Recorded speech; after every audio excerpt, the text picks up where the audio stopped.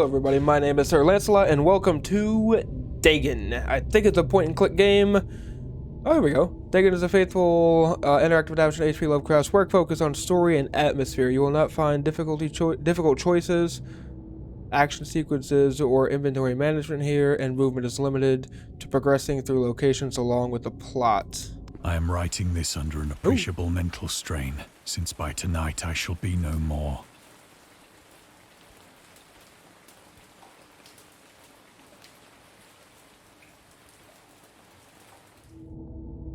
We've got interactive elements. Some of them will allow you to continue your journey. Others revealing interesting facts about the original short story, its historical background, and the author. Some of the trivia is hidden. In order to find the secrets, focus your eyes and look for the Elder sign, which is this thing, I guess. You can also access the found facts later. Oh, okay.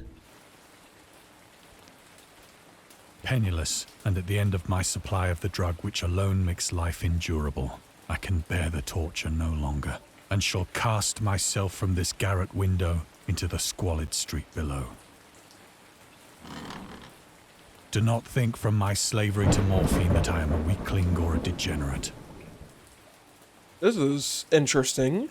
When you have read these hastily scrawled pages, you may guess, though never fully realize, why it is that I must have forgetfulness or death.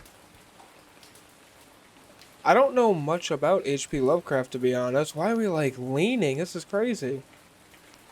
Oh, there's that. Okay, I don't want to move on. I want to look at this. Morphine. Morphine entered into use in the 19th century and was routinely administered to treat severe pain during the American Civil War, 1861 to 65, and World War I, 1914 to 18. It was also sold without restrictions until 1914. That's cool. You could just buy fucking morphine on the street? What? I mean, that's kind of dope. Pun intended. Oh, I'm terrible. Morphine became more popular after the invention of the hypodermic syringe around 1854. Frederick Scherterner, who first isolated the substance, originally named it Morphium? Like the Matrix dude? That's Morpheus, never mind. Man, if I had kept reading. The Greek god associated with dreams. At the time when Dagon was published, morphine abuse, known as soldier's disease, was already posed a big problem in the United States. I mean, that makes sense, though. This is actually really cool. I'm thoroughly enjoying this. It was in one of the most open and least frequented parts of the broad Pacific that the packet of which I was supercargo fell a victim to the German sea raider.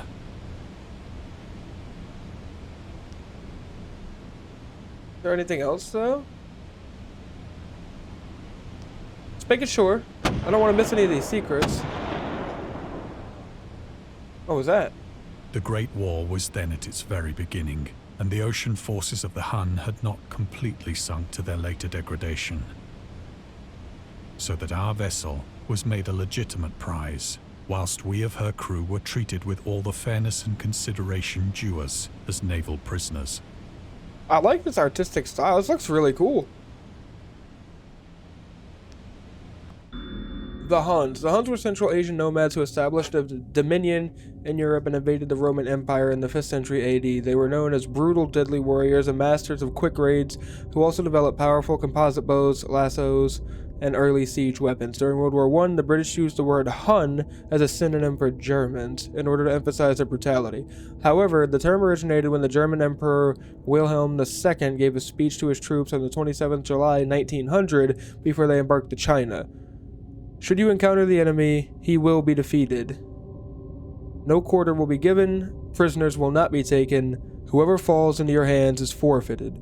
Just as 1,000 years ago, the Huns, under their king Attila, made a name for themselves, one that even today makes them seem mighty in history and legend.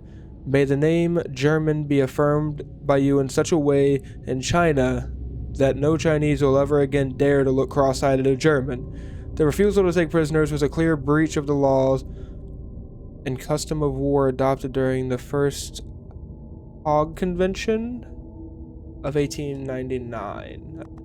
Interesting.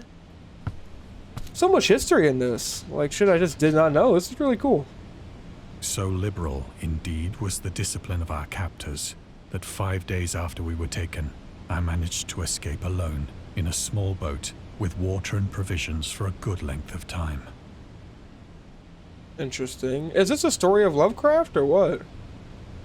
So that's my forward. Nothing in the boat. Okay.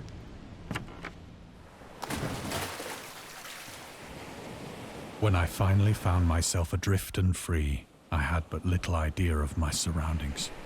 Right, imagine how horrifying this would be, though. Just out in the ocean, just here, just nothing. Not knowing which direction to go. Oh, go.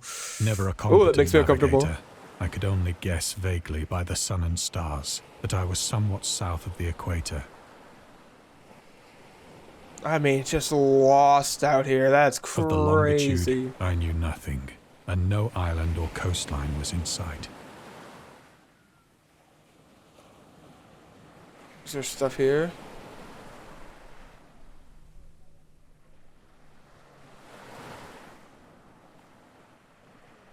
What am I looking for? Oh, the moon? Is there anything else in the sky, though? I don't see nothing. Alright. What's that noise? Something's making a noise. Oh, it's bright. And for uncounted days I drifted aimlessly beneath the scorching sun, waiting either for some passing ship or to be cast on the shores of some habitable land. That's forward. Still nothing, though. I don't want to miss any of, like, the secrets, you know? Our water's got to be getting low. But neither ship nor land appeared, and I began to despair in my solitude upon the heaving vastness of unbroken blue. Yeah, it would be absurd. Oh, just staring at the sky, alright. The change happened whilst I slept. Its details I shall never know. Oh. For my slumber, though troubled and dream-infested, was continuous. What the? Oh, what do you mean?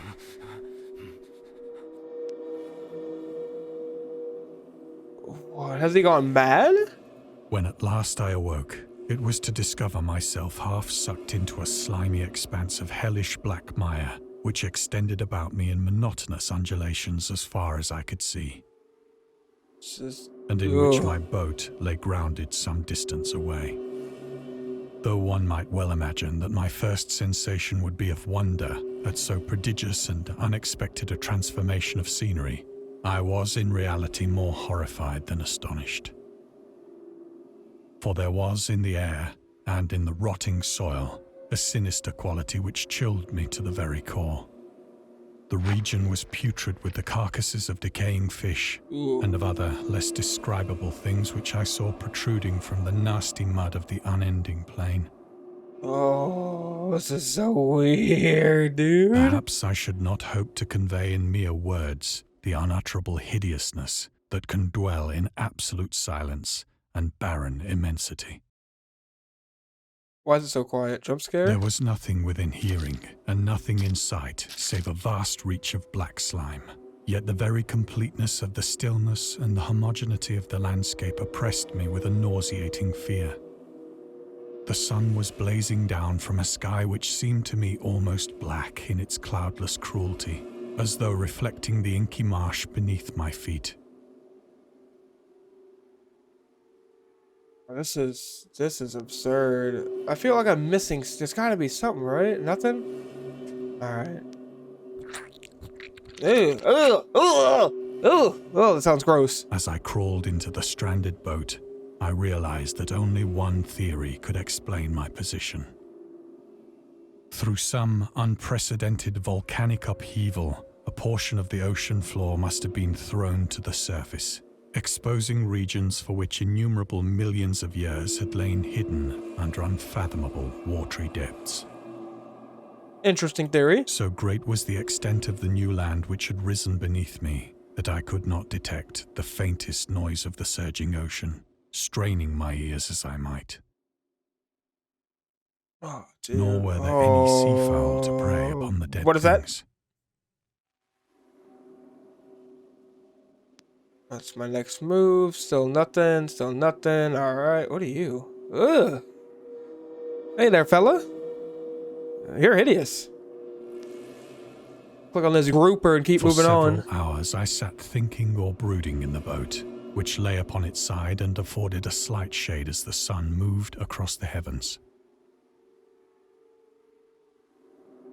As the day progressed, the ground lost some of its stickiness and seemed likely to dry sufficiently for traveling purposes in a short time. That night I slept but little, and the next day I made for myself a pack containing food and water, preparatory to an overland journey in search of the vanished sea and possible rescue. Oh, dude, that's just absurd. Alright, that's my pack. Moving on. On the third morning, I found the soil dry enough to walk upon with ease. The odor of the fish was maddening, but I was too much concerned with graver things to mind so slight an evil, and set out boldly for an unknown goal. Oh god, it's just an expanse. It's as bad as the ocean. Like, there's... Don't walk on the thing. Oh. Yuck. Whoa. All day I forged steadily westward, guided by a faraway hummock which rose higher than any other elevation on the rolling desert.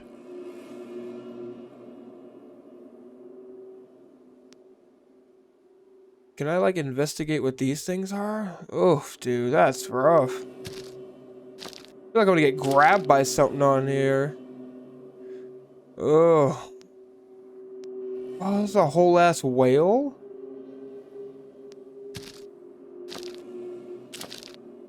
I like that you're actually, like, kind of walking through it. I encamped, and on the following day still travelled toward the hummock, though that object seemed scarcely nearer than when I had first espied it. Where are these tentacles from? Is this one creature like I'm over top of?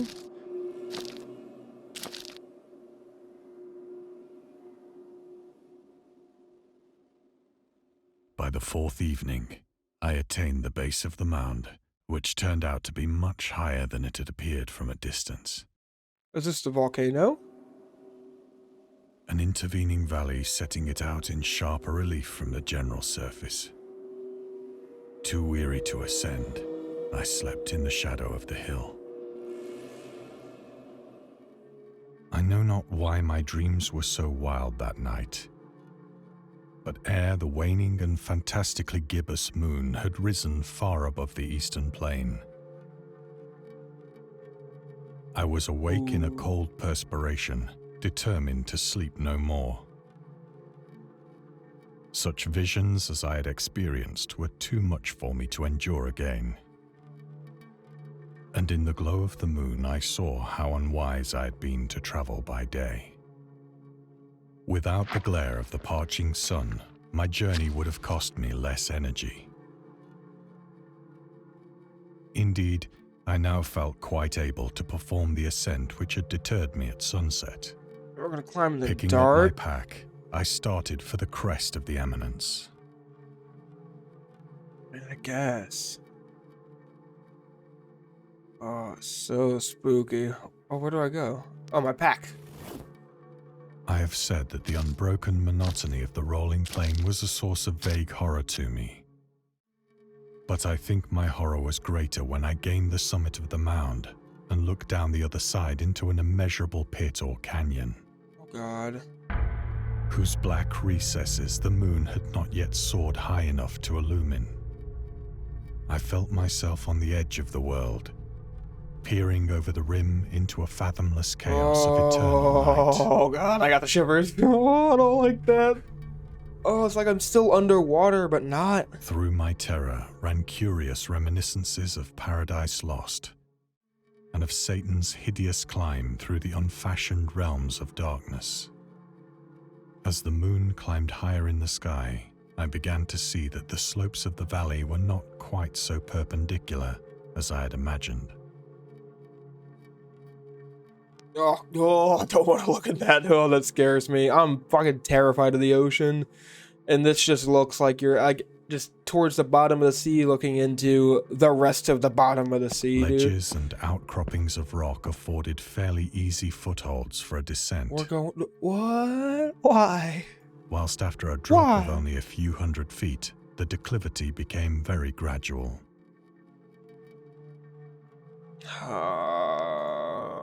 We're actually going down into this. You literally just said Satan climbed out. Urged on by an impulse which I cannot definitely analyze, I scrambled with difficulty down the rocks and stood on the gentler slope beneath, gazing into the Stygian deeps, where no light had yet penetrated. All at once, my attention was captured by a vast and singular object on the opposite slope, which rose steeply about 100 yards ahead of me. What is it? An object that gleamed whitely in the newly bestowed rays of the ascending moon. This is such a cool experience for such a basic setup. Just point and click and listen. This is so atmospheric. This is so good. That it was merely a gigantic piece of stone, I soon assured myself.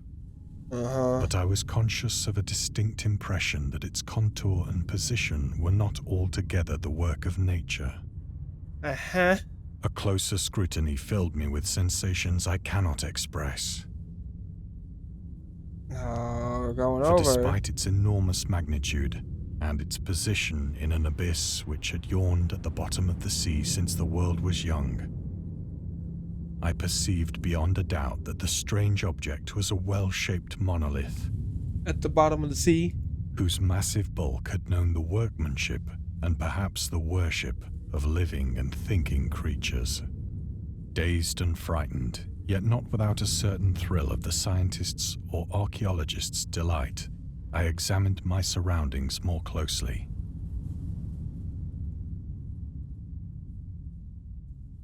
Terrifying. Oh god, just imagine being down here. Wait. The moon, now near the zenith, shone weirdly and vividly above the towering steeps. Oh no that no hemmed no in no the no no chasm, no. What's going on? and Oh. revealed the fact that a far-flung body of water flowed at the bottom, winding out of sight in both directions, and almost lapping my feet as I stood on the slope. Oh, this is so cool. The sound design's Across so the good. chasm, the wavelets washed the base of the Cyclopean monolith, on whose surface I could now trace both inscriptions and crude sculptures. This is absurd. I love this so much. This is so The cool. writing was in a system of hieroglyphics unknown to me and unlike anything I'd ever seen in books. It's the Consisting hammerhead for the shark. most part of conventionalized aquatic symbols such as fishes, eels, octopi, crustaceans, mollusks, whales, and the like. Several characters obviously represented marine things which are unknown to the modern world, Oh no. but whose decomposing forms I had observed on the ocean-risen plain. It was the pictorial carving, however, that did most to hold me spellbound. I can see. Okay. Storytelling methods. Let's see. Dagon contains many themes and storytelling methods that Lovecraft developed in his later works, such as telling the story through carvings at the Mountains of Madness, the Nameless City, journals and characters and notes, The Shadow Out of Time, The Haunter of the Dark. So the characters' notes, that happens a lot in Destiny. I don't know if you guys play Destiny, but that happens a lot in there in the lore, and I absolutely love that type of storytelling. Islands emerging from the ocean, the Call of Cthulhu. Is that Cthulhu that we just saw at the bottom, the sculpture right there? Or the engraving? Or fictional beings and deities based on real events and mythologies. Migo in the Whisperer in the Darkness. It's also considered the origin of the popular Cthulhu Mythos. Some of Lovecraft's other stories also conclude in a manner similar to Dagon, but let's skip the detail in order not to spoil the ending. Okay. That's Cthulhu right there, Plainly right? visible across the intervening water, on account of their enormous size, were an array of bas-reliefs whose subjects would have excited the envy of a doré. It's a doré. I think that these things were supposed to depict men, at least a certain sort of men. Though the creatures were shown disporting like fishes in the waters of some marine grotto, or paying homage at some monolithic shrine which appeared to be under the waves as well. Of their faces and forms I dare not speak in detail, for the mere remembrance makes me grow faint. Grotesque beyond the imagination of a Poe or a Bulwer. They were damnably human in general outline, despite webbed hands and feet, shockingly wide and flabby lips, glassy, bulging eyes, and other features less pleasant to recall. Curiously enough, they seem to have been chiseled badly out of proportion with their scenic background. For one of the creatures was shown in the act of killing a whale, represented as but little larger than himself. I remarked, as I say, their grotesqueness and strange size, but in a moment decided that they were merely the imaginary gods of some primitive fishing or seafaring tribe. Some tribe whose last descendant had perished eras before the first ancestor of the Piltdown or Neanderthal man was born. Maybe. Awestruck at this unexpected glimpse into a past beyond the conception of the most daring anthropologist, I stood musing whilst the moon cast queer reflections on the silent channel before me. Then, suddenly, I saw it. Oh. With only a slight churning to mark its rise to the surface, the thing slid into view above the dark waters. Last, famous-like and loathsome, it darted like a stupendous monster of nightmares to the monolith, about which it flung its gigantic scaly arms, the while it bowed its hideous head and gave vent to certain measured sounds. Oh god, that scared me. I think I went mad then. That scared the hell out of me. Oh, I've got such goosebumps. Of my frantic ascent of the slope and cliff, and of my delirious journey back to the stranded boat, I remember little. Oh, is that rain? That rain noise is so good if that's rain. Oh.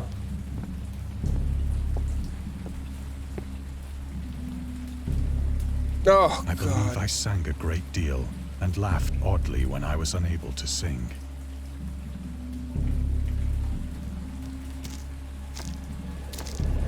Oh, I still have goosebumps from that. It's not going away. I have indistinct recollections of a great storm sometime after I reached the boat.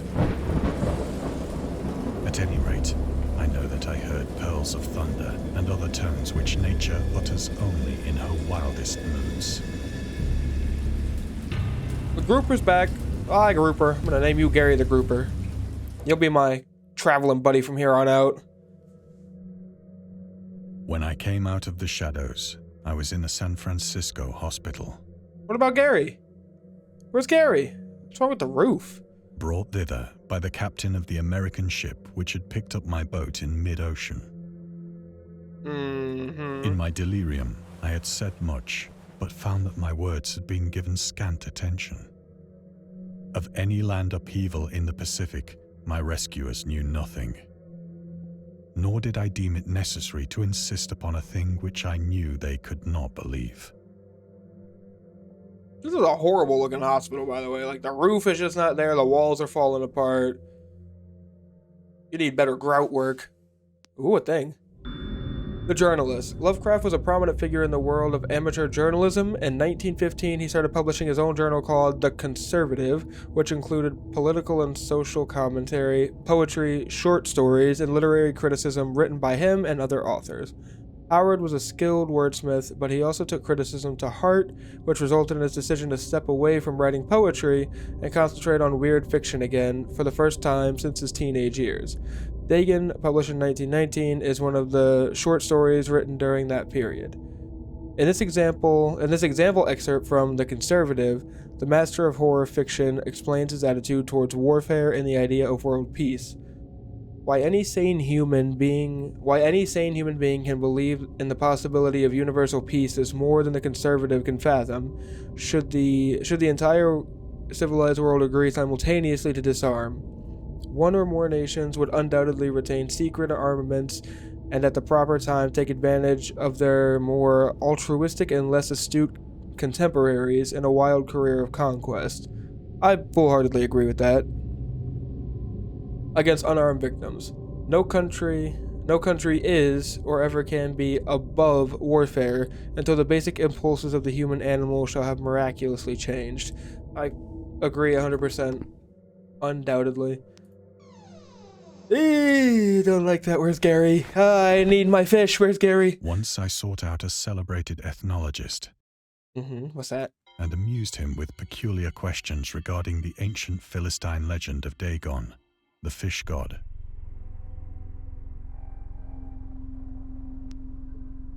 Huh, what else is in this room? Oh, this is a pretty cool, like, study in here. I don't want to leave, though. Dagon, or Dagon, was the main deity of the Philistines, worshipped throughout the Middle East as the ancient god of fertility and crops. In Hebrew, the word Dagon was a common noun for grain. The rulers of Akkad, Mesopotamia, chose him as the patron saint of their war's conquest. He also appeared as the judge of the dead in an Assyrian poem and an underworld prison warder in one of the Babylonian texts.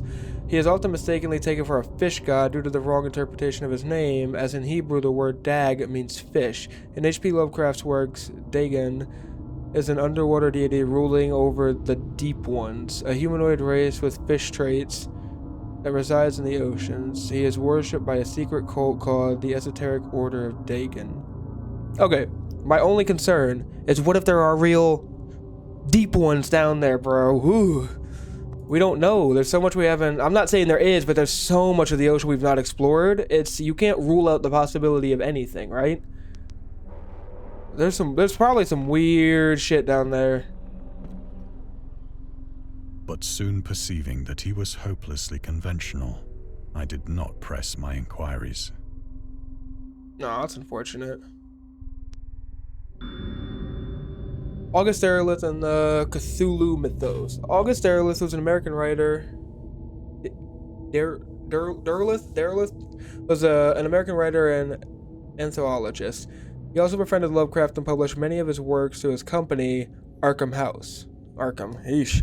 Although he greatly contributed to the popularization of the author's work after his death, he is surrounded by numerous controversies.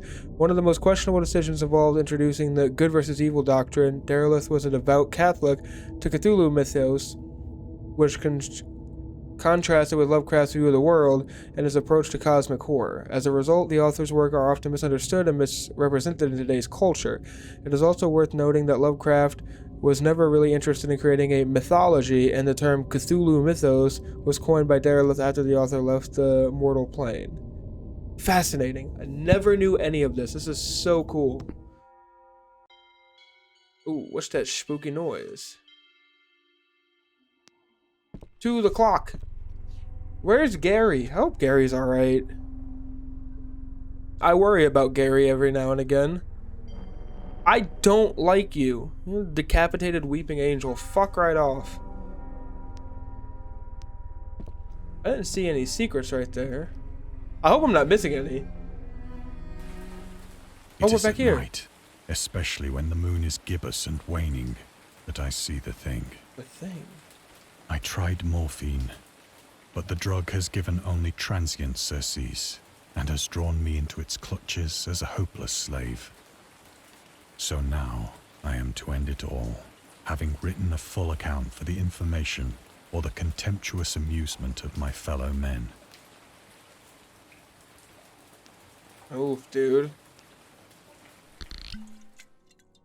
Often, I ask myself if it could not all have been a pure phantasm.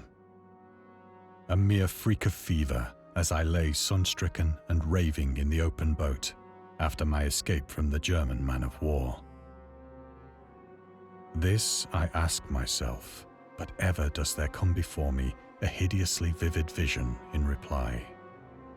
I cannot think of the deep sea without shuddering at the nameless things that may at this very moment be crawling and floundering on its slimy bed, worshipping their ancient stone idols and carving their own detestable likenesses on submarine obelisks of water-soaked granite.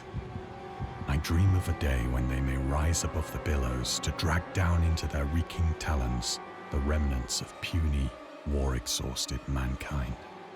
Of a day when the land shall sink and the dark ocean shall ascend amidst universal pandemonium. Oh, Lord. Oh, this is so cool, dude. Oh, God, this is so cool.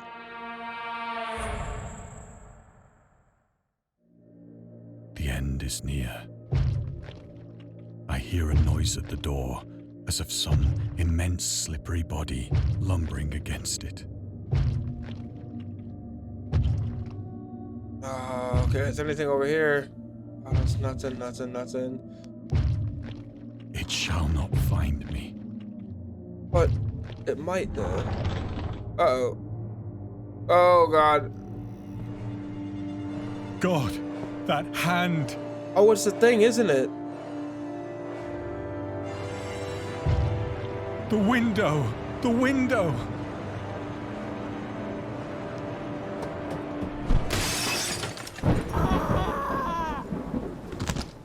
Oh, Jesus.